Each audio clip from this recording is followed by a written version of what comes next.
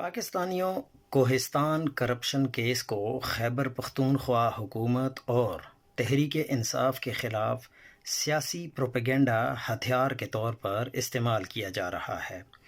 30 ارب روپے کا یہ اسکینڈل دراصل federal accounting system (AG and CGA) bank افسران، کنٹریکٹرز اور ضلعی اکاؤنٹس عملے کی ملی بھگت کا نتیجہ ہے۔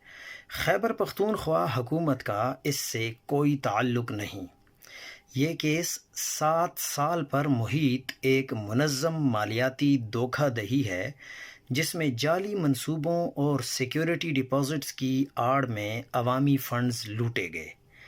بینکوں نے مشتبہ مالیاتی رپورٹس جان بوجھ کر دبا دیں۔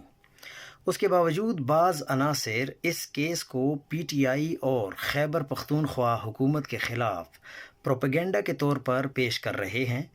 حقائق جاننے کے لیے وزیر اعلیٰ خیبر پختونخوا کے مشیر برائے انسداد بدعنوانی بریگیڈیئر ریٹائرڈ مصدق عباسی کا موقف ضرور سنیں۔